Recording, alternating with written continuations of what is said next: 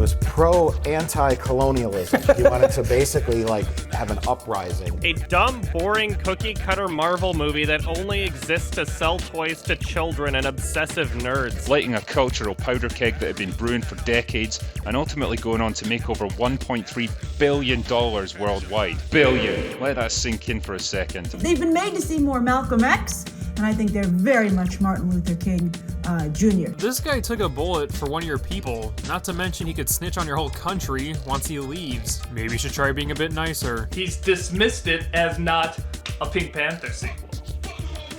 You're the reason Michael B. Jordan wanted to kill white people.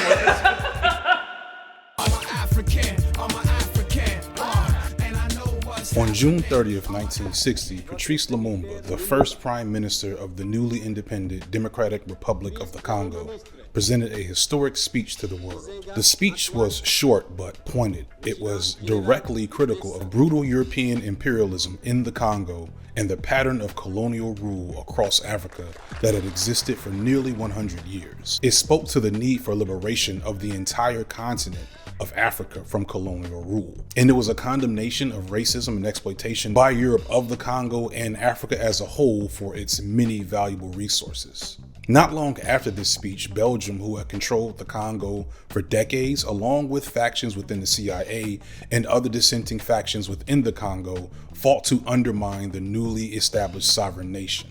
Within a year, Lumumba was imprisoned and assassinated. And the Democratic Republic of Congo, like many African nations who fought for freedom from imperialism, was plunged into turmoil. But his speech and efforts set the tone for Black political movements worldwide in the 60s and many that persist to this day. This speech would go down in history as an inciting point for modern Pan-Africanism, a complex political ideology that had been developing since the early 1900s. At the core of Pan-African thought is the principle that all African people have a shared legacy with the exploitation of the African continent. As such, for decades, markers of Pan-African thought and imagery have proliferated Black art, sometimes overtly and sometimes more subtly if you know the signs. You might be wondering why I decided to start this video about Black Panther, the Disney movie and Hollywood product, with this piece of Black history. Hopefully you'll understand by the end, but more importantly, if you don't get the connection, then you should have a good idea as to why I'm making this video in the first place. As longtime viewers know, I'm a day one fan of the video essay. As a lover of movies and media, I was a big fan of pioneers of this type of content like The Nostalgia Critic, Movie Bob, Red Letter Media, and of course, Lindsay Ellis. But I'm not just a lover of the classics, and over time I was fed Your Movie Sucks, Ralph the Movie Maker, Cosmonaut Quickie Hour, etc. However, over time watching these and similar creators, something became clear. There were some glaring limitations in their abilities to engage with Black media, if they ever did at all. And no movie made this more apparent than 2018's Black Panther. In 2018, Black Panther set box office records and was a worldwide phenomenon. And because of this, lots of content was made about it. Some appreciated the film and tried their best to conceptualize why it was so huge, but fell short of fully unpacking why. Others only saw it as just another Marvel movie with the typical Marvel strengths and weaknesses. But me and mine, we saw what this movie was really about. I'm not just talking about the cool imagery and enjoying Black art on the big stage. I'm not just talking about how amazing it was to see little Black boys and girls have heroes that they can aspire to. No. I'm talking about the many complex, deep themes the film gave us. I'm talking about how after the movie ended in the theaters, an audience that thought it was just coming to see another Marvel movie had to stop and take a breath and process all the things the film said about the Black experience. If you're at all like me, you talked about this movie for months after. I was in 3 different Black Panther discussion groups on Facebook, and I eagerly awaited finding anyone on YouTube that could unpack the movie effectively. The fact that so few people got Black Panther is low-key why this channel was born. What I eventually understood was that it wasn't fair or reasonable to expect folks who didn't have a certain standpoint or perspective on the world to correctly and accurately speak to the essence of this film. Being able to talk about Black media, Black culture, Black issues, and Black movies is really one of the main reasons I started this channel. Knowing that it's going to reach a pretty big audience, it's low-key a dream come true. So thank you for being here. I appreciate you trusting me with your time. Today, I'm going to try my best to explain all the things that you probably missed, whether you are black or white, about the movie Black Panther. So, for the first time in a while, especially for my day ones, this is the Black Media Breakdown. If you have been following me for a while, or if you just found me through this video, it's quite possible that you might be interested in long form analytical videos, breaking large concepts down, maybe providing a little research, a little perspective, a little history, sociology, science, etc. It's also quite likely that you don't feel like hearing me do this commercial in the middle of the video. Maybe you don't feel like seeing ads at all in your YouTube videos. If either of these things are the case and you have less than $20 to spare for a one-time purchase for access to everything I just said, you might be interested in CuriosityStream and Nebula. CuriosityStream is an independent streaming service that houses thousands of documentaries on a variety of subjects, from science to history to social issues, etc. And Nebula is a place built by YouTubers like myself where we can make the type of content we've always envisioned, ad-free and with many of the, we'll say, barriers that YouTube tends to put on videos not in the way. Along with that, you'll get access to tons of exclusive content, extended cuts. Lindsay Ellis just made her return to content creation. I have a short video about the Boondocks there. And you can get access to all of this with a 26% discount by clicking the link in the description and using my promo code FD Signifier to get a 1-year subscription to Nebula/CuriosityStream. I want to say thank you to Nebula and CuriosityStream for sponsoring this video, and now back to the video. Part 1, some back history. So, still a video essay, y'all, so we gotta do some history. Marvel Comics, blah, blah, blah. Stan Lee, Jack Kirby, blah, blah, blah.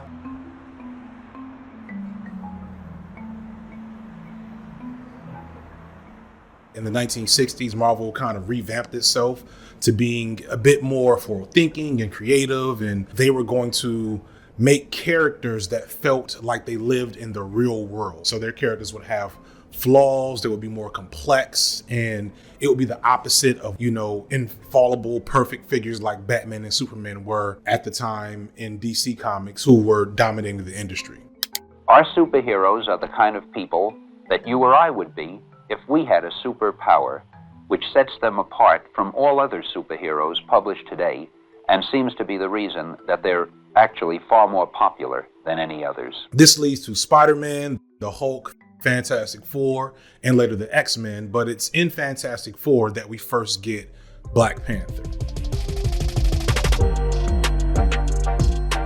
They came up with Black Panther partially because they wanted to show love to the ongoing struggle of black people in the 1960s, but also just as a creative exploration. There's different arguments around where the name came from, but according to historian Todd Stevens Burroughs, whose book I used for a lot of this research, it seems that they just came up with it and it was separate from the actual Black Panther Party, who also came up with it independently in a kind of cool, weird example of parallel thinking. They actually attempted to change the name to the Black Leopard later, but that name did not stick. The history of the Black Panther character is interesting in that it greatly encapsulates both the good and bad of making products of mass consumption involving black people and character. Historically, art produced for and even by black people for mass production have always had certain issues because you have to make sure that whatever your product is, it is amenable to a white audience. Otherwise, you're not expecting it to be successful, or you're expecting it to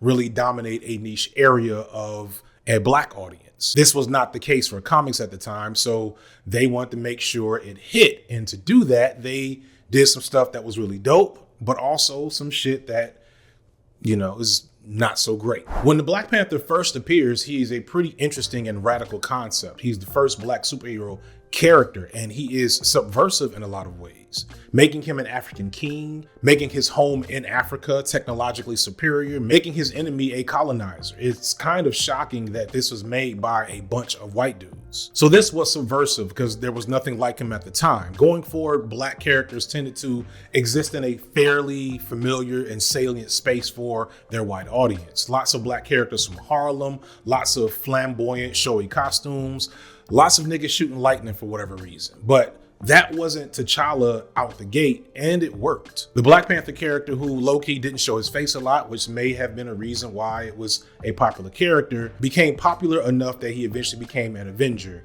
And here is where familiar problems begin to crop up. They had to make sense of him, an African king, hanging around with the Avengers and, not being the king of his own nation. So they gave him a secret identity as a school teacher in Harlem. And suddenly he goes from being this relatively radical figure to Sidney Poitier. Poitier, for those who don't know, is kind of like a founding figure in what is known as the acceptable Negro trope. This is a token Black character, often a man, who is humble, noble, highly moral, but also confusingly disinterested in the affairs of Black people and Black issues. Also low-key asexual and without general complexity. The idea was that this type of milquetoast, toothless image of Blackness and representation was what Black people needed, and Poitier was a man of his time, and he would refuse to take roles that didn't portray him in this manner. He and the people at the time didn't consider how this flat and one-note depiction still perpetuated a lot of stereotypes and created a binary between good Black people and bad Black people. The respectable Negro just believed that the status quo was right, and Black people just needed the chance to prove themselves worthy of respect.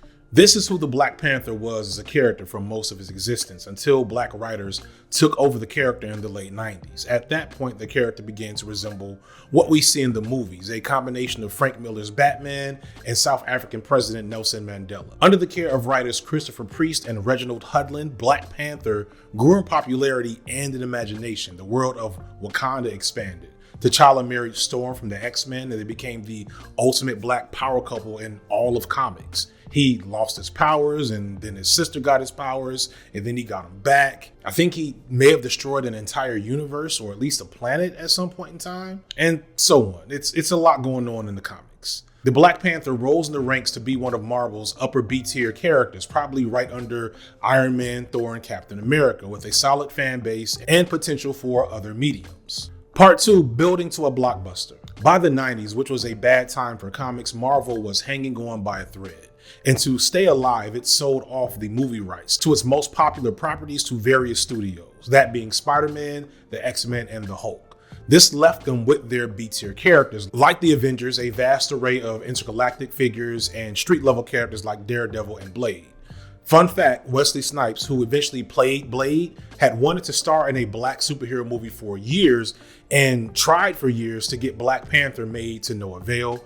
Blade came along and that was a hit. And the Blade movies are really the reason why the MCU is a thing today. Once the MCU started rolling with Iron Man and Captain America and eventually the Avengers, buzz began as to whether or not the Black Panther would get his own movie. I remember personally being very skeptical, thinking that the world, America as a whole, would simply not accept a movie named The Black Panther in a post-Obama era. I doubted that we would get the T'Challa that had whipped up Steve Rogers on several occasions, that would openly threaten white colonial powers when they came to Wakanda, the one that fought the KKK. I didn't think that was going to happen. I was somewhat right. The iteration of T'Challa we got in the movies was very different in temperament than the one from the comics. We'll come back to that later. The Black Panther movie was announced in 2014, and Chadwick Boseman was immediately an obvious pick for the role of T'Challa. Boseman had emerged out of nowhere in 2012 to play Jackie Robinson, and immediately had become Hollywood's new favorite leading Black man, starring in other prestige dramas like Get On Up and a rare but still problematic case of light skin erasure as Thurgood Marshall. He first appeared as T'Challa in Civil War and was a highlight in that movie. They did their best to kind of like do the character justice in small little bits, but they also telegraphed that some changes were being made that would indicate future problems. Specifically, him sparing the life of Baron Zemo at the end after Zemo killed his father, something that T'Challa in the comics would likely not ever have done. Still, the band played on, and the Marvel fans and Black Panther fans look forward to this film with some excitement. Getting excited about the standalone Marvel films is it's a mixed bag, because they vary in quality and tone and style. Captain America, the Winter Soldier, is a 2000s era level political thriller, and Ant-Man is damn near a boner comedy. Thor 1 and 2 are both pretty bad. Thor 3 is really good. All of these solo movies, you kind of don't know what you're going to get. It seems like, especially early on, they were experimenting a lot. So it was going to be interesting to see what would come of the Black Panther movie. Not only was it Marvel's first black movie, but it was also uncharted as a black-centered, big-budget action-adventure film. Black people never got stories about them told to the scale of what a Marvel movie is, so there was significant curiosity, but also a lot of hesitance and mistrust. Ava DuVernay, who was fresh off the success of Selma, was initially picked to direct, but eventually, due to creative differences, exited the film and was replaced by fellow up-and-coming black filmmaker Ryan Coogler, fresh off the critical acclaim of Fruitvale Station and the unlikely critical and box office success of Creed. The other core piece of the story is the general temperature of Black Americans and, to an extent, Black people worldwide at the time. Black Panther came at a down point, really, for Black America as a whole. We had just gotten through 8 years of Obama, in which we partied and really showed out as much as we could, waiting for the change to fully set in. And as Obama's administration came to the end in the middle of a significant rise in visibility of police brutality, it was starting to settle into a lot of Black people that we were maybe partying for no damn reason. We have been so focused on defending the myth of Obama from overt racist hostility that we didn't pay enough attention to the neoliberal politics, the shuffling down the road of a lot of Black issues, and the war crimes. There were times where, for example, with respect to drones, that I had to kind of stop the system for a second and say, you know what, we're getting too comfortable with our ability to take kinetic strikes around the world. In 2013, it was Trayvon Martin. In 2014, it was Mike Brown. In 2015, it was 9 victims of racial terrorism in Charleston, along with Freddie Gray, Sandra Bland, and many others. In 2016, it was Corin Gaines, Philando Castile, Alton Sterling, and so on, all during Obama's second term. At the same time of all of this, we also had the rise of the alt-right and Trumpism, and it just left Black Americans shell-shocked. As bad as things are now, and they are demonstrably worse, to be honest, for a lot of Black people, going into 2017, 2018, it felt like we were bleeding out on the pavement. There were overt white supremacists in the White House, not just the usual covert passive ones, but ones who barely managed to hide their desire to destroy Black people were in charge of the country. There were hate crimes erupting in cities around the country. There were racist marches happening in the streets, and Black people were still being shot by the police. The real life struggle of Black folks kept any major hype for the movie at a minimum. It just didn't feel like the thing to do. We were really just trying to survive and catch our breath in this moment. And then in October 2017, the first trailer hit.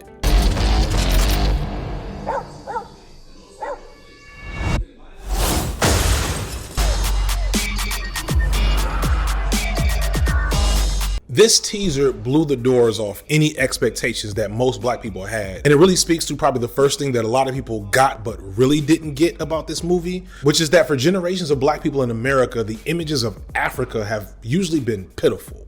Despite a world of stories in our mythology and our historical lore that could be told about Africa, the best we usually would get when it came to like seeing Africa in our media would be like a flashback to a time right before we were slaves and backdrops of white people's stories or distended stomachs and flies on the mouths of children in commercials. But what we saw in this trailer was different. This was an image of Africa with the color and beauty of the continents in various permutations, but not just a loving image of Africa, but an image of what Africa could have been. Coogler and the designers of the movie's look sought to take known traditional African elements of fashion, art, dialect, and blend them with modernity, which evoked the tropes of Afrofuturism. Afrofuturism is another complex concept that I won't dive too much into. I'll leave some videos in the description for it, but simply it's a facet of sci-fi that posits that Black people should also exist in the future, something that a lot of sci-fi media up until Star Trek kind of didn't seem to be so sure about. What sets Afrofuturism apart from normal sci-fi is the way Afrofuturist art blends traditional imagery of the diaspora with sci-fi touches. At the time, Afrofuturist literature was nothing new, but in the movies, it was unheard of. And seeing it was a revelation. And then you combine that imagery with the banging horns of Run the Jewels, and suddenly this started feeling less like another Black movie and more like a Black event. The teaser exploded on YouTube with millions of views in just days. It was the topic of every black social media circle, school lunch table, water cooler, classroom, etc. In typical black people fashion, we all spontaneously decided that we needed to do the most when we went to see this movie. We would dress in our best Afrofuturist or traditional garb to attend. It was now a party. And the funny thing is, the movie just had to be kind of okay. If it was just good enough, it would still become a cultural staple for years to come. I personally was never a huge Black Panther fan. I found him initially during the run of white writers in the early 90s and wasn't impressed and didn't stick around. I also didn't think that it would be likely that anything of substance ever came out of the movie other than being this cool new thing to share with my sons as they got older. I expected the cooler version of Meteor Man as me and my wife met up with our friends and went into the theater. But what I got was so much more. Part 3, the movie event of the decade. So I want to get most of the stuff you've probably already heard about the movie out of the way. In terms of negatives, Black Panther is not a perfect film from a technical level. There's odd character beats and quips that don't land, jokes that felt old even when they happened. The CGI was pretty bad, and overall it has many of the same issues that most Marvel movies had at the time and have only gotten worse today. On the flip side, the positives that most people were able to get engaged mostly with the visuals and art direction. Marvel movies had mostly been like dark grayish brown up until this point, and Black Panther was one of the first to usher in a more colorful palette, mostly done with the vibrant costumes and settings. The action, when not fully CGI, was pretty good. The soundtrack, with the support of Kendrick Lamar, who had recently emerged as a megastar for the era, was excellent, and most of the characters were good to great. Most importantly, it was just so new. That's something I think anybody who wasn't just being unfairly negative towards the film could recognize, that it was something that we hadn't seen before on the big screen. It was amazing to enter the world of Wakanda and spend time there. It awakened the black imagination in a way that I don't think people thought was possible.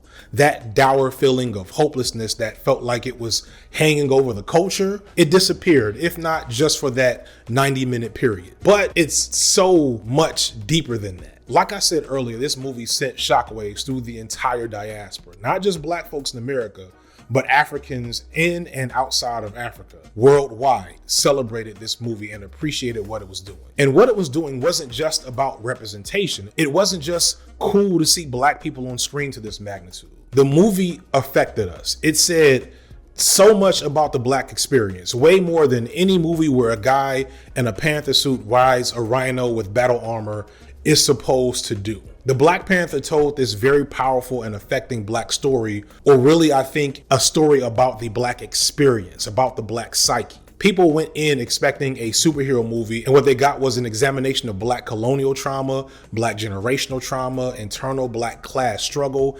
Pan-Africanism, and a somewhat cloudy vision for the future. Most people were not ready for this when they went in. And if this description of the movie doesn't make sense to you, black or otherwise, you probably missed a lot of it. So before we really dig into the analysis, for those in the audience without the black lens to see all the nuances and details, whether you're black or non-black, let me summarize the movie thoroughly through my lens. Follow as best you can, and of course, I'll break it down a little bit more at the end.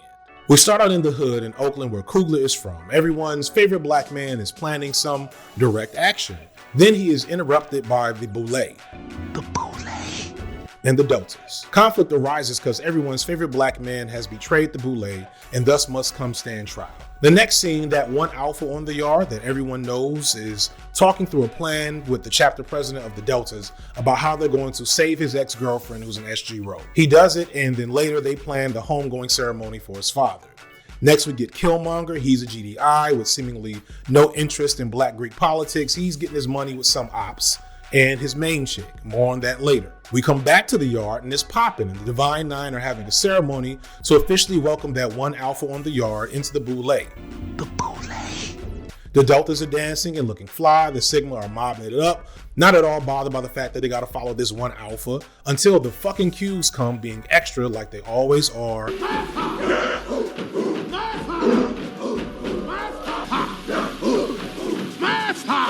Harassing the women, getting drunk, starting fights. The one alpha wins the fight against the biggest, drunkest Q on the yard, and they go on about their business. Later, they find out that the ops are back on the block. The whole Divine Nine has been waiting like 30 years to slide on their ops or to devise a plan. They step up in the club, VIP, gas tank on E, but all drinks on all the other ops they beat up in the club. They capture the ops, and for some reason, they let the ops meet with the other ops. And they do the type of shit that ops do until the GDI comes through to save the ops. That one alpha goes home having failed his mission. The Sigma president is mad as hell. I feel you, Mob. Next thing turns out the GDI was actually also about that direct action too, I guess. But also a member of the Black Manosphere. Sorry, Eric. It's gonna be okay. He goes to the yard with the ops in a body bag and talks with the Sigmas, and this nigga forgot the Sigma Creed because he shows no loyalty to his homies in the yard for this GDI that he doesn't even know. GDI comes through and reveals, surprise, he's not a GDI. He's actually an eternal Sphinx, and his father was also an alpha and taught him all the information, and he's here to officially get his letters and take over the yard. Everyone freaks out and he challenges that one alpha to a fight and washes him, literally. Is this your game?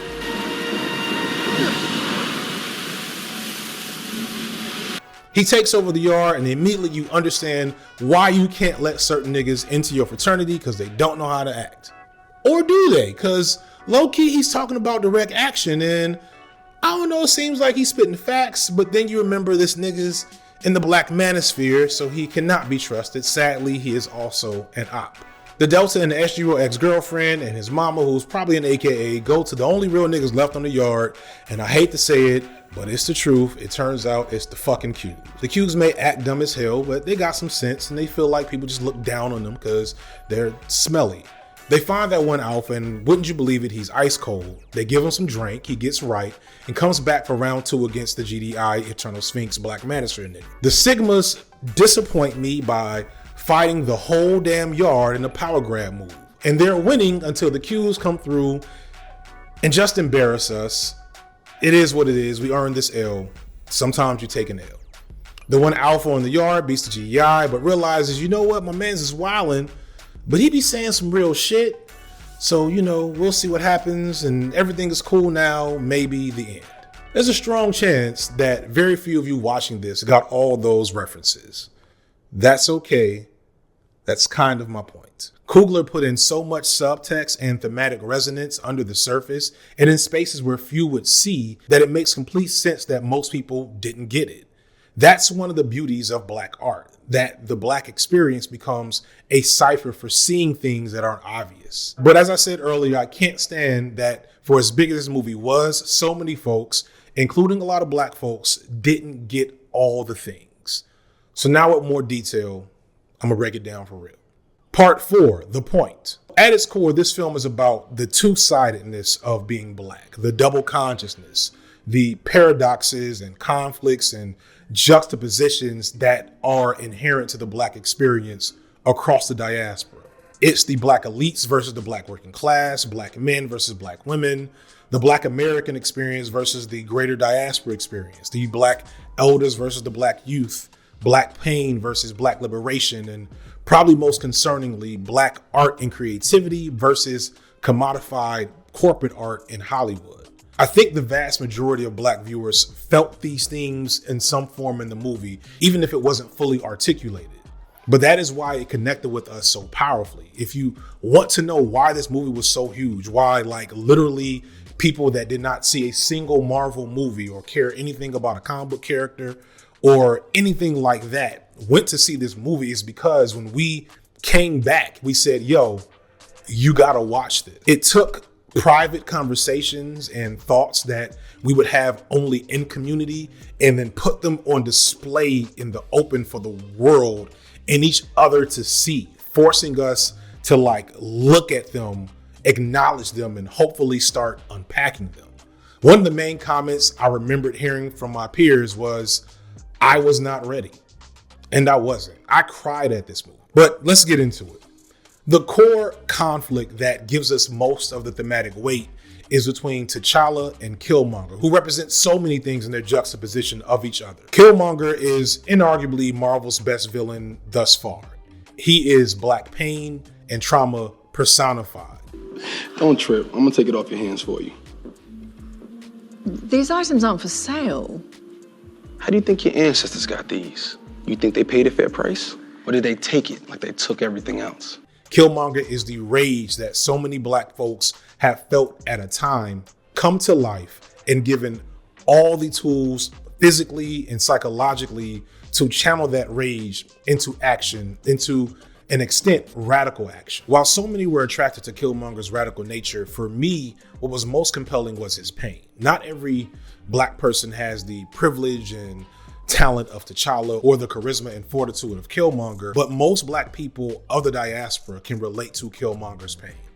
Coogler seems to have a keen eye with engaging with the conflicts that arise around traditional performances of masculinity. In his two mainstream films before this, Fruitvale Station and Creed, both starring Michael B. Jordan, he follows a flawed and traumatized black male struggling to perform black masculinity in the face of significant adversity, often having to push through intense pain in the process. We see that with Killmonger. In the very start with the narration, this opening scene telling the history of Wakanda, this is actually Sterling K. Brown's voice, conveying to the audience unknowingly that this is Njobu telling a young Eric about his home in Wakanda. Baba, Yes, my son. tell me a story. Which one? And Eric, who has only known the streets of Oakland, after hearing of this amazing, beautiful land, ends asking why. As in, why has he never seen this beautiful promised land that his father speaks of? Confused that he is enduring this pain around him, knowing that there's better out there for him. This is a familiar feeling for a lot of black young males, a lot of young black people or black people in general. We see Killmonger two more times as a child. First, when he runs to discover the body of his dead father, now being made an orphan. And then again, in probably the most powerful scene, the moment where I think every black person in the theater realized that, like, oh shit, this is not just a Marvel movie, which is when he goes into the ancestral plane. The juxtaposition of the differences in the ancestral planes is very important and overt. When we see the first ancestral plane through T'Challa earlier in the film, when he enters, he is greeted by the lineage of elders and ancestors, surrounded by beauty and wonder that he's always known. His black experience, the black experience of the elite, of the bourgeoisie maybe, is for the most part without barriers and limitations. Similar to some black people of privilege, especially those born of the diaspora outside of America and apart from their colonizers or the ravages of colonization. Conversely, the trauma that Eric has experienced, a trauma starting in boyhood, locks him both literally and now mentally in the small apartment where he found his father. In a way, he's never matured past this space and past this moment. So he's sitting there, literally surrounded by the beauty that is his birthright, the beauty of the ancestral plane, the connection that he has to all the other people that look like him, that share that Pan-African destiny. And he can't even see it. The only thing he can see is where his trauma is. The best he's got is this one window, and he doesn't even bother to look. A lot of studies on black children growing up in poverty showed them to experience symptoms of post-traumatic stress disorder or PTSD on par or greater than adults who have served in literal war zones. It's why there's like any situation where you take a black child out of a dire like environment, out of the hood per se, they don't just snap magically into being well-adjusted when they leave those environments. The conditioning and the experience of poverty and strife leaves scars, both physically like the scars on Killmonger's body, but also mentally like what we're seeing here. Most heartbreakingly is the way that Killmonger engages with and rejects empathy, love, and humanity in this moment when it's offered to him. He's sitting with his father, starting out as a child, and his father is expressing regret to him at how his decisions have led him here, all the things that he's had to do to get to this point, realizing that in his own goals revolution, that he failed his child. Njobu hints at reconciliation and gestures at a moment of sharing love with his son, and he rejects it. The whole time up until this point, when they're talking to Killmonger, they cut back and forth, and it's Killmonger as a child talking to his father. He's still vulnerable, still confused, still looking for closure, still looking for answers. But the moment where N'Jobu offers affection, Killmonger rejects it. He responds like many traumatized children of all races have. He shields his emotions and he goes on the attack. At this point, we don't see Killmonger as a child anymore, and we don't see that child for the rest of the movie. In a weird way, this was kind of closure. It was him closing off whatever parts of humanity he had left so he could do his plan. So about that plan, the biggest conflict that most people have with Killmonger is found in the issues of his revolutionary politics in the face of T'Challa, or to a greater extent, probably Disney Corporation or the movie industry in general. Killmonger, like I said, in many ways is a black radical fantasy. To many, he is the real hero of this movie, and T'Challa is the villain. He is the proletariat, and T'Challa is the black bourgeoisie. Killmonger's plan is a people's revolution, seemingly not using the master's tools, but tools of his place of origin. Killmonger is the only person that kills a colonizer in the movie, etc. Killmonger was maybe one of the first times in these Marvel movies where they have the villain like doing things that make perfect sense. And as an audience member, you start wondering, why exactly should I root against this person? So the plot has him do something monstrous and ridiculous in order to undermine his radical message and send the message of, yes, change and revolution, but not like this. All of this is a very valid perception of the movie. The whole make the villain do something stupid thing so we won't like him is a completely valid criticism. However, I find this particular perspective on Killmonger in this movie to be a little one-sided and incomplete. It's purposefully leaving out certain elements that I'm sure Coogler was thinking about when he made this character, because two things can be true at once. For a moment, let's get away from Killmonger like thematically and symbolically and just look at him within the context of the story, looking at his words, his actions, and his training. And we realize that Killmonger is advocating a revolution, but it isn't just black liberation, it's neo-colonialism. The world's gonna start over, and this time we're on top. The sun will never set on the Wakandan Empire. It's Wakanda as the empire reproducing the same oppressive hierarchy that already exists, just hopefully with black people on top. And would it be black people or would it only be Wakandans? It's tempting to paint this as Disney doing the Disney trope again. I get it. I understand why. But to take this stance ignores that historically, revolutionary Pan-African ideologies have been melded with conservative and fascist ideologies to create despots and dictators in Africa, such as Muammar Gaddafi, Robert Mugabe, Papa Doc in Haiti. We've also seen clearly right-wing and authoritarian ideologies gain popularity, such as with Marcus Garvey and his ideological successors, Louis Farrakhan and good old Umar Johnson, Dr. Umar Johnson. Heterosexual couples only. This is not a government-funded activity. I have the right to discriminate. Heterosexual couples only. Further, Killmonger's abuse of women isn't just a cheap way to get heat and make us not like him. It's indicative of the way that black male-led social movements have at times not fully shown up for black women like they need to. Further, Killmonger was trained by the CIA. Wakanda military tech is not the master's tools, but this destabilizing a foreign nation and exploiting their resources for personal gain, that is definitely a master's tool. I think because we have never seen such an overt black radical on screen, saying exactly the things that many of us wish somebody could say and do by that fantasy of what it could mean. Like, I'm sure I wasn't the only one feeling like, I don't know, maybe like let like one of these ships walk, like maybe like get one or two of them out there and we'll just see what happens. But we have to recognize that Killmonger's flaws aren't just a Disney fabrication. They're a reference, a reflection to the typical flaws that can be found in black political leadership, especially when it comes from charismatic, forceful, and radical leaders who cleave to capitalistic, patriarchal, and hierarchical thinking. Folks who are still operating out of pain as opposed to love.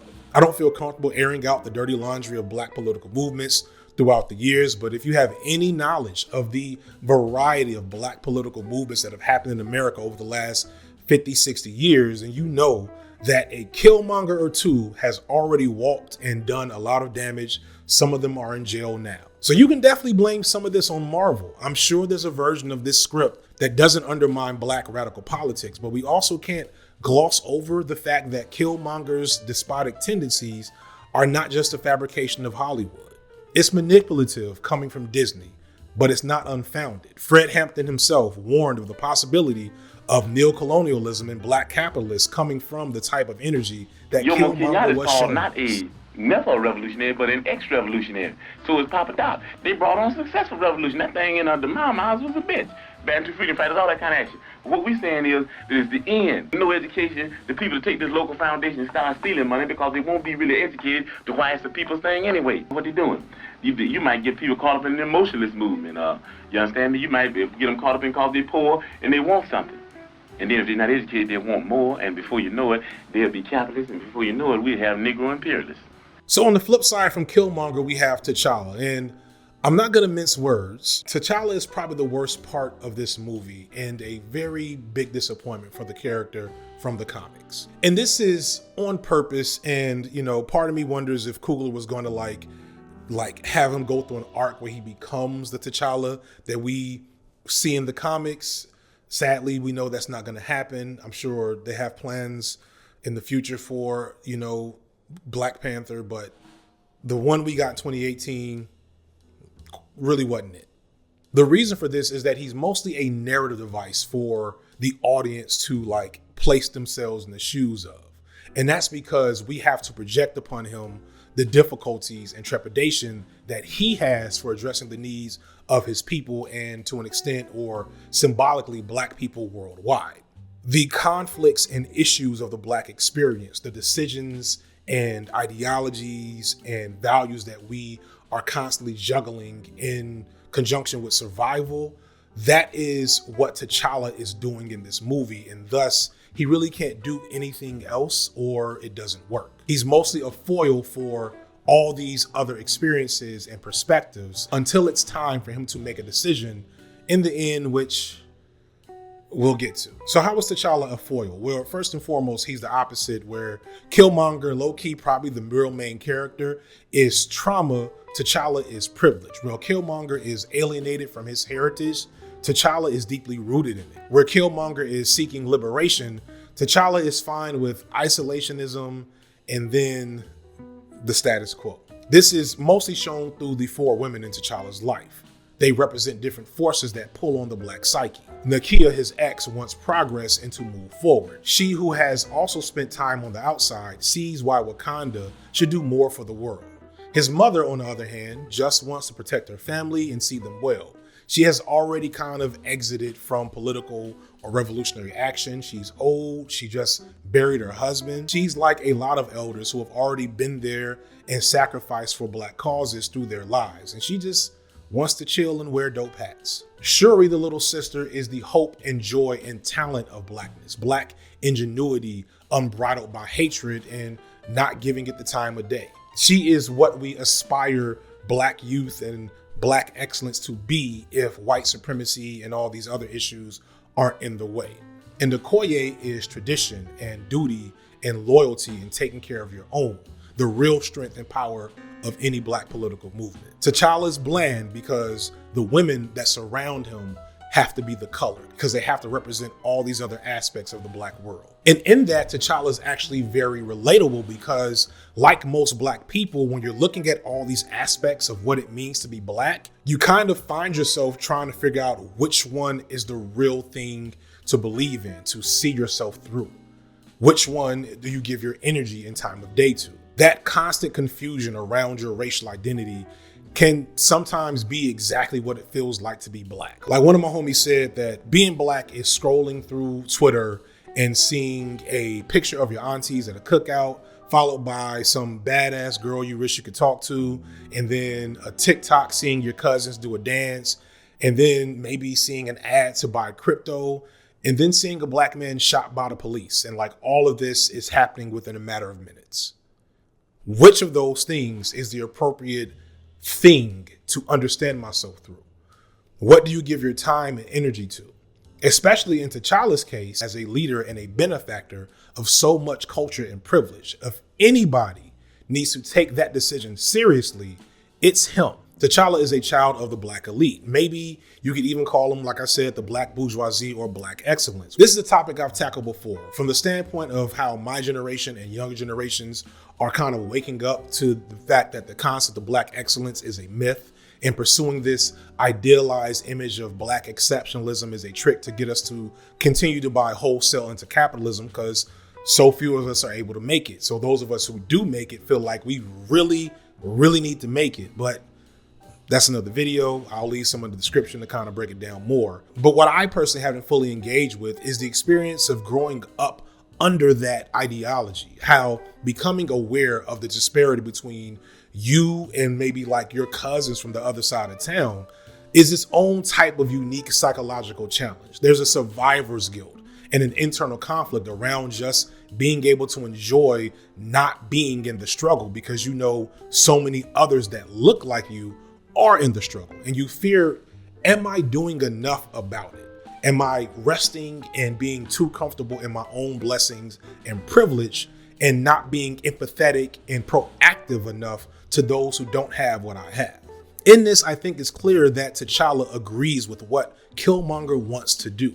He also sees what Killmonger is. But there's a guilt even in that, because the only reason why Killmonger exists in the state that he's in, the only reason he's a threat is because of something someone did on T'Challa's behalf, because of something someone did to maintain the privilege that T'Challa is used to. T'Challa's father, T'Chunka, killed Killmonger's father, N'Jobu, left him dead in his room, and left Killmonger to survive in the hood alone, while T'Chunka went home and raised T'Challa like nothing happened.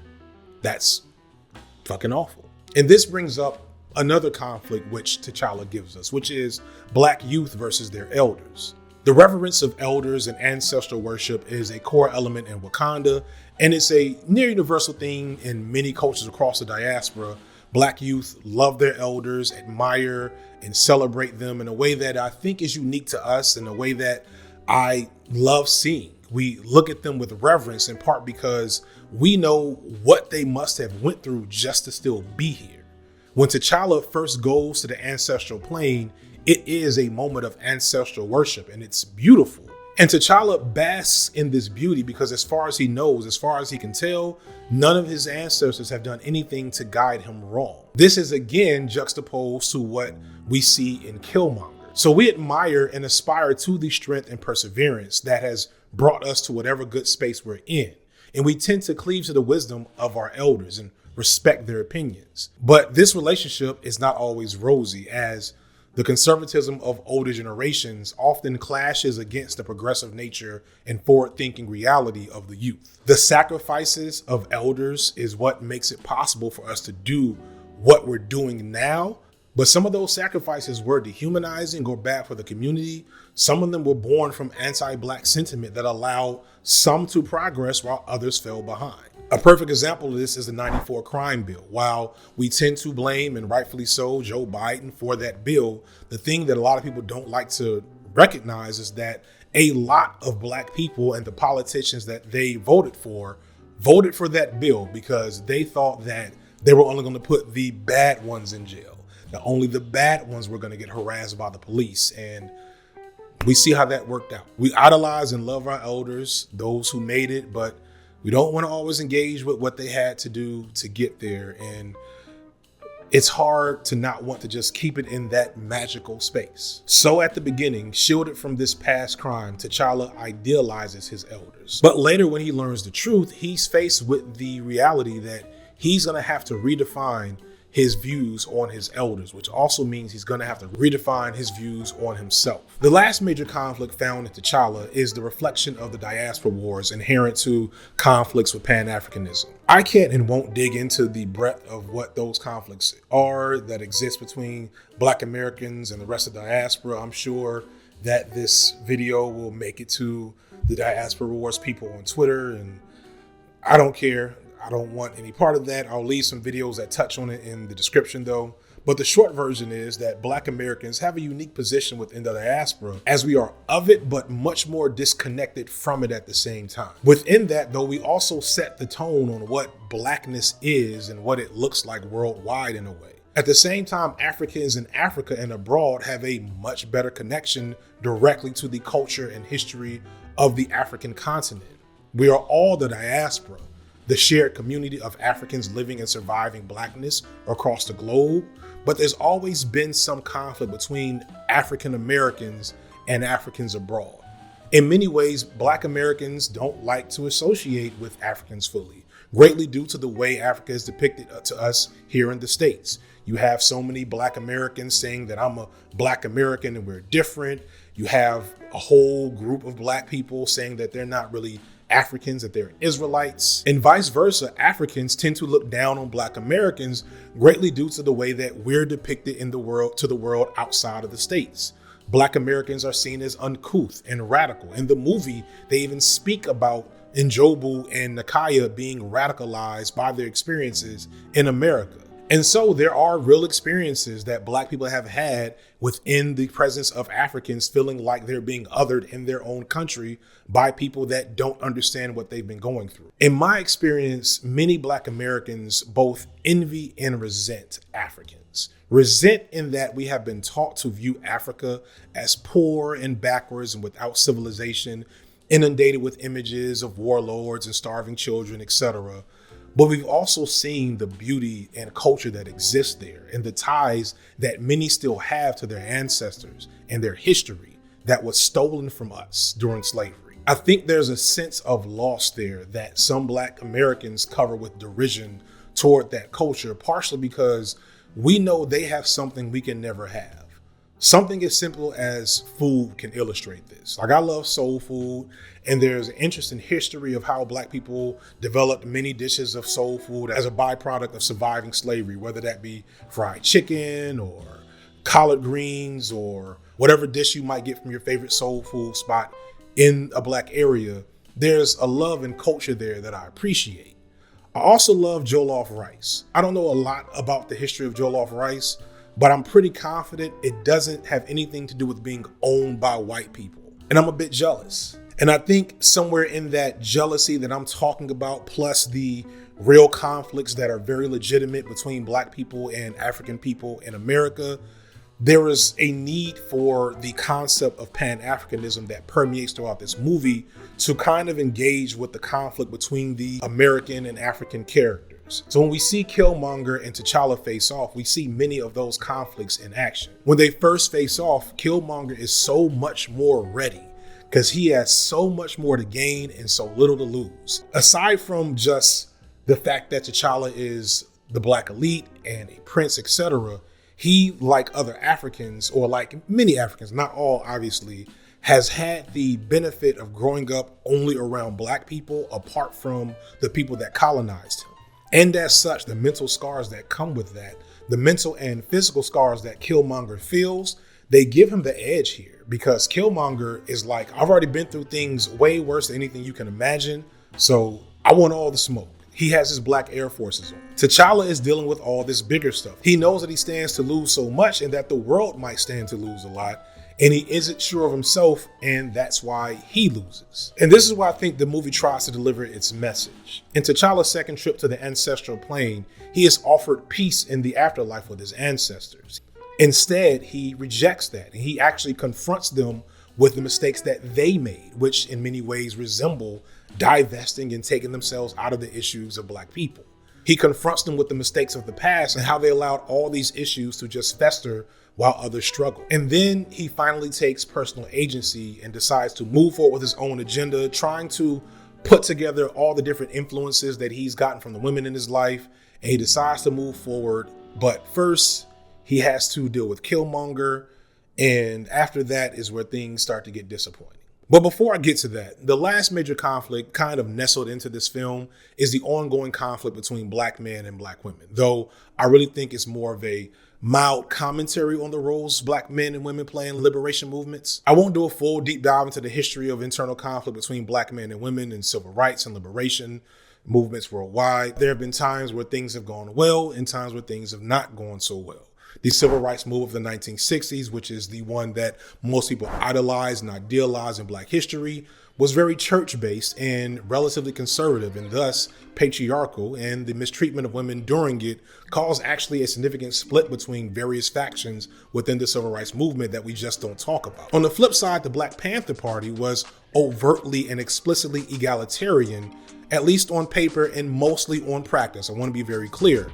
That said, there still was a struggle to keep certain men from, at times, not being the worst motherfuckers possible. So fast forward to the Black Lives Matter Association of the last half decade, which was explicitly anti-patriarchal and followed through in it by being greatly ran by queer Black women. And at least on paper, it was championing intersectionality. But Black and male was also an intersection, and it did not find a balance between Black men and women in the movement and was co-opted over time. People using that anti-patriarchal jargon garnered favor from neoliberal power sources until it morphed from intersectionality to girl boss feminism and people having parties in mansions. Now, this isn't all just niggas not acting right. There's a pretty significant superstructure over all of that that's causing problems. But what is clear from that history is that Black men and women, when working together, is always better than working apart from each other or working against each other. But this means that we do have to unpack some of the conflicts that keep happening between us. And this movie does this a bit with the characters of W'Kabi, Okoye, and M'Baku. W'Kabi gives off this neoliberal, high-value male type of Black masculinity that, like, on paper initially, you're like, yeah, you know, you fucks with that. Dude seems like he got his shit together. He's got a leadership role in the nation. He's clearly respected and valued in his station, and he wears that in this, you know, stoic nature when you hear him speak. But Daniel Kaluuya does a good job of conveying that within that stoicism, there's a frayed rage being held back in his words, just bubbling beneath the surface. You can tell that he is a man who taught himself to speak politely when he really wants to scream. So he plays his role, and when things don't go right, it opens him up to being manipulated by the people that lie to him and tell them they can have all the desires he needs without the real change and work that comes with it. So when Killmonger pops up with that claw pack, W'Kabi's folds pretty quickly. On the flip side, we have M'Baku, who in appearance seems to be all the things that are often derided about Black masculinity. He's loud, he's extra, he's seemingly unreasonable, maybe a little reckless, and overly focused on tradition.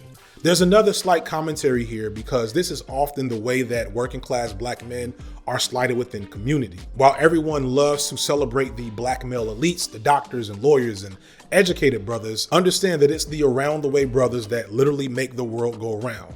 And they are often the first Black men disregarded and derided, unless of course they become martyrs. Now, he obviously acts a donkey at first, but toward the end in this exchange, you see where his grievances lie. It is for all of us. Oh, us. Us, you are the first king to come here in centuries, and now you speak of us. The Jabari are just as important to Wakanda, if not more, and they feel slighted and looked down upon, and they want their voices to be heard. In my joking summary earlier, I was gonna call them the Black Manosphere, because like that description I just gave, I know all the Black Manosphere niggas still watching this are gonna be like, yeah, that's what we talking about. That's it right there. But then y'all niggas forget that M'Baku and the Jabari tribe showed up for Black women, and y'all niggas don't. When push came to shove, the Jabari were down for the people, all of the people. And they weren't there for the power. They weren't there for a higher position on the hierarchy. They were there for the culture, and that's just not something some of these niggas do. Okoye and the Dora Milaje don't have a ton of agency in the film, which is unfortunate, but you know, it's fine. We'll see how that changes as they take the front and center in the next film. But it is a flaw. Coogler is a master of engaging around Black men's experiences and views, but he, like many male writers, doesn't quite have the voice for Black women. So Okoye, while great, doesn't get a lot to do like with her character, except for, you know, loving Wakanda. Still, there's a very telling moment that I think a lot of Black women may relate to here with W'Kabi, who she's in a relationship with, where he undermines her in what she thought was their common goal in front of Killmonger for his personal gain.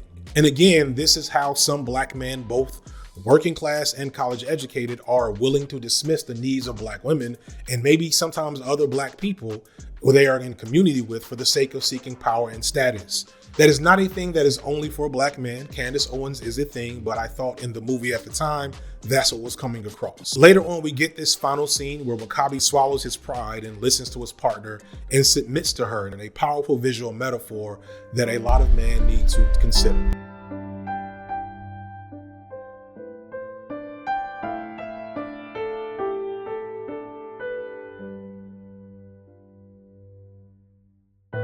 This moment in the movie is unlike most of the themes in the story because it's pretty explicit and definitive. Other themes are not so direct in terms of like what the right response is. And that's, one of the core things that makes this movie so great, because this movie doesn't deliver a message. It doesn't necessarily send a message to black people, which I think is an overrated thing that a lot of media aimed at black people tries to do. Everybody's just trying to be like, message. But like, sometimes you don't need a message. Sometimes you just need the vision. Sometimes you just need the feeling, and you got to process your own message from that. The movie explores these issues. It pulls out these themes and it like literally pulls them out of us. And it doesn't tell us what to think about them. It just kind of shows us, hey, this was here the whole time. How do you feel about that?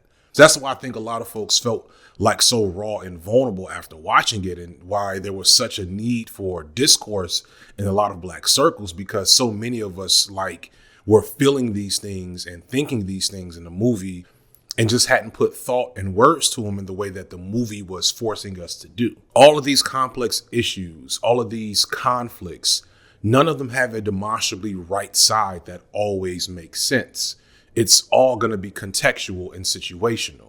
And I think black people need to let go of the luxury of knowing that there's one particular right way that things should be done every time, because that's not true for anything really. And it's definitely not true for black issues. However, regardless of all this in-depth and powerful imagery and metaphor going on in the film that I love so much, I love despite one really major flaw that was and is often ignored by most who love it, myself included.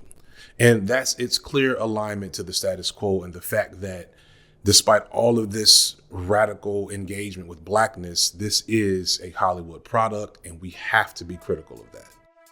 Sliding on the ops versus siding with the ops. Here's how you fix Black Panther to be the perfect black movie.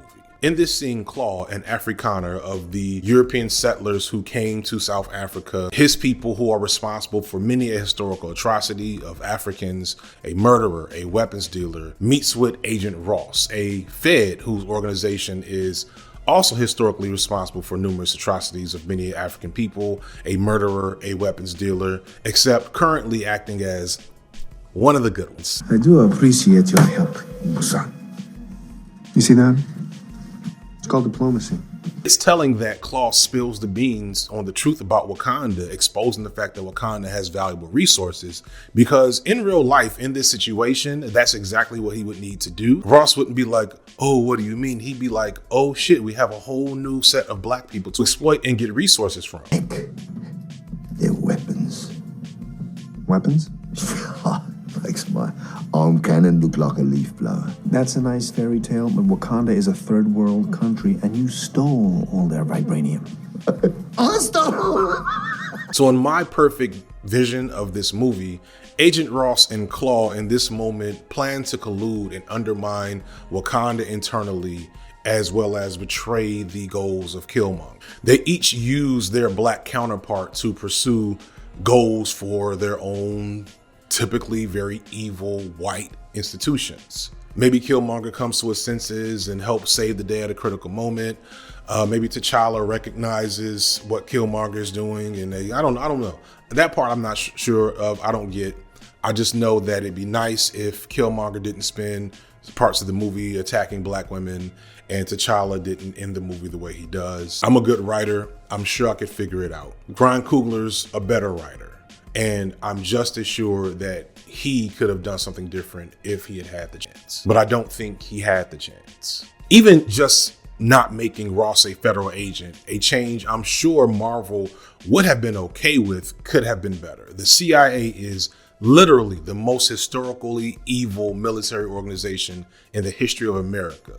Now, of course, in American media, we've seen them be treated as like cool super cops and the like, and that's fine. I grew up in the 90s. I remember those action movies. I have fond memories of some of them. I did not know they were propaganda at the time. We kind of know that now. That would have been fine in that context, but this is an Afrofuturist action drama with strong explicit overtures to Pan-Africanism, which has historically been a target of the CIA. Ross here as an agent instead of, I don't know, maybe just a SHIELD agent or like a journalist or something could have made it less of an affront to the movie's core themes. They do a bit to try to lampshade the fact that he's like here the whole time and he really shouldn't be. I get the feeling that Coogler was told that he had to be there.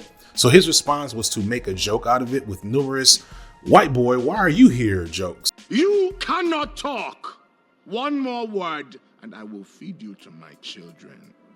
But at some point he gets the "I'm one of the good ones" treatment. And this is again presented to us in the juxtaposition between him and Claw in this scene, as if their opposing white institutions are different when really they're exactly the same. But we're supposed to think as the viewer and the characters in the story that Ross somehow is okay when historically he's worse.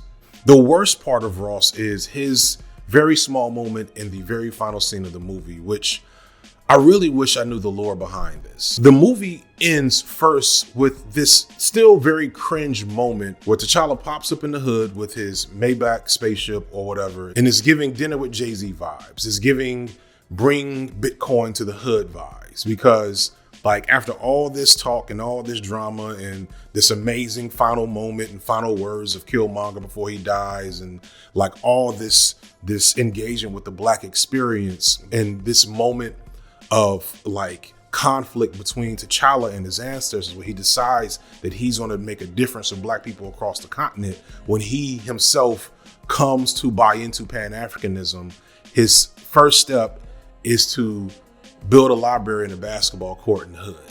One of my homeboys that's like an African scholar, he said, this is basically what Richard Nixon did. It's pretty damn offensive. So that would have been bad, but that would have just been, jokes. That could have been the end of the movie. But then we get end credit scenes, and historically Marvel's end credit scenes have mostly been to like push into the next Marvel movie, previews of something happening elsewhere in the world of Marvel, or like a one last silly joke. But here we get this scene that undermines everything. This scene is clearly fashioned after the historical speech from Patrice Lumumba mentioned earlier. The black suit, the shawl, the lighting, the cadence, it's all here. In Lumumba's speech, he calls out the reality that his nation, the nation of Congo, which by the way has a lot of mineral value and wealth, much like Wakanda, has won its independence through violent resistance of colonial power. He speaks to Africans taking pride in this struggle and this victory, and using it as an example of how to resist colonialism and racism worldwide. With Lumumba in this speech, it was something for him to explicitly speak to racism as the Black president of a now sovereign African nation, directly in the face of his former colonizers, directly in the face of his enemies, his ops, whom they had beaten despite all odds, despite the severe lack of resources, despite everything that would make you think it was possible. They did it. T'Challa's speech, the roles are reversed in all the worst possible ways. He, being the king of Wakanda, the most technologically advanced nation in the world with the most valuable resource in the world that they already control, is saying, hey, because I like you guys so much, I'm going to give this power to you and your colonial, imperialist, and white supremacist structures. Now, within the MCU, considering that there's, aliens and gods wandering around, it makes some sense for him to say, we will work with you all. It is the Wakandan army that turns the tide in Avengers Endgame. So, within narrative, I get the concept. But in reality, It's a gross reification of the status quo. And it would have been better if they'd have at least just had this completely not look like the Patrice Lumumba speech, because it really just is a perversion of what that speech was supposed to be. And it really undermines this whole thing we're going through with Killmonger, where we're supposed to recognize Killmonger's like views as being righteous, but his actions as being inappropriate. But this is neither. And all the while in the back, CIA dude is smiling like, I got these niggas. Like, the whole thing is giving Sidney Poitier. But unlike Sidney, who was a product of a different time, this kumbaya, we are the world moment in the face of the very radical politics it references, in the backdrop of this powerful exploration of the black psyche. I've always just ignored this scene, especially since it's a extra scene. Like in my head, it's just non-canon. Or like my initial response was to say, well, that wasn't really a message to like white colonial power, which, you know, in context it was. That was a final message to us, the black viewers, to, you know, seek the goals of Pan-Africanism, to seek unity of the diaspora. That whole "we are one tribe" line is more for black Africans and black Americans worldwide than the "can't we all just get along, all life matters" context it takes on within the story. But that's a reach. This scene is emblematic of the conflict of creating as a black person under white supremacy, under corporate control. This was a beautiful, engaging, and deep film that loved its subject matter and loved its audience to the fullest, but it's also a product made by an incredibly evil and scary megacorporation, highly skilled in manipulating us and tugging at our emotions. It kind of goes back to that conflict of T'Challa and what the proper response is. Is this movie just that one bad scene, or is it all the things that came before it? Should we love and appreciate Black Panther for what we liked, or deride it for what we hated? What do we do with the bad things that bring us joy? We have only so much time here on this planet. Like me personally, I'm trying to do everything within my power to help people, but I also plan to enjoy the blessing that is life. I'm not about to revolutionary wokeness myself to death. This movie is par for the course in Hollywood. And if you go see a Hollywood movie with black people in it because you want to be entertained, you should always know that they're going to do something to undermine liberation. And you have to decide whether or not you want to partake or support and what you're really getting out of abstaining, because it's not in and of itself fixing anything, but it's also not in and of itself contributing to the problem. It's hard to say. My personal perspective is that we can partake in the joy that this movie helped create, a joy that, let's be clear, is a manifestation of us and not Disney Corporation. The thing that this movie did was from us. It wasn't just a Disney special effects team. It wasn't just the character of Black Panther created by two older white men in the 1960s. It was the culture. It was the diaspora that made this movie what it is. We didn't do all of this for red tails, for a reason. But we can love it and be critical of what these products try to do and try to say to us on the low. And I hope people catch that in this video. But we are more than the struggle, and I refuse to ignore all the other things this movie did in the process of pushing this status quo agenda at the very end. I'm choosing to take the joy and reject the pain. And an example of this is in Chadwick Boseman. Chadwick Boseman, like I said earlier, was an interesting story because he just kind of popped up out of nowhere. Like normally with actors, you'll see them in like small little things for a couple times, and then suddenly they'll get bigger and bigger roles, and then the next thing you know, they're a main eventer. But no, like he just came through after years of being in theater, and it was a wrap. He was in there. Chadwick earned his A-list status by being an amazing actor. But what I love most about him and what broke my heart the most is how even within that A-list status, he seemed like he really understood what he was doing, what he was getting into as the Black Panther. He was entering into this iconic, legendary dream space as a black man, as an image of blackness. He was providing joy to people that didn't have it a lot of the time. He was becoming every black boy's favorite superhero, one that looked like them. He understood so much how representation mattered, and he really seemed to take personally that he was representing this. And he was also like so humbled and grateful for what was happening to them. But it's to a certain degree, it's a humbling experience because you're like, this can't mean that much to them, you know. But seeing how the world has taken us on, seeing how the movement is, how it's taken on a life of its own, I realized that they anticipated something great. Reports say that he didn't tell anyone he had cancer and that he had beat it once already. He was so sure that he was going to beat it this time that he didn't bother to bring it up and kept working like everything was cool. But he didn't. He didn't beat it a second time. I remember seeing the pictures of black boys giving Black Panther a funeral, and it was heartbreaking because going back to my discussion of John Henry, it feels like these classic images of black masculinity often get snatched away from us, often get snatched away from black children, especially little black boys that don't get to aspire to that image in a positive way. And it hurt to see. It hurt to see black boys crying, surrounded by toys, knowing that this was just them trying to express their pain. When they do eventually recast T'Challa, and they will, like, this is not, I understand some people's frustration with them deciding not to recast him immediately. I personally feel like they should have recast him immediately. I hate that it's become a rallying call for some of the worst types of dudes to, you know, voice their negative opinions about black women. But when they do recast him, I don't know if they'll be able to find a dude that takes this role, not just the acting role, but that iconic, legendary role as seriously as T'Challa. If they'll seek to be as unassailable and dignified and private and just like chill as Chadwick Boseman was. Because understand, whoever they pick, they got to get it right. I hope whoever it is ready. I'm sure we'll find out in a bit. So yeah, that's it. That's the Black Panther video essay that I've always wanted to make, the one I needed y'all to see. Shout out to everyone who's been with me this whole time from day one to make this possible. Shout out to the culture, because this one was for us. Shout out to everybody watching. We'll see how this new movie works. This new movie is pulling a lot of anti-colonial imagery on the low. I don't know if y'all noticed that. So there will be some B-sides content about it, I'm sure.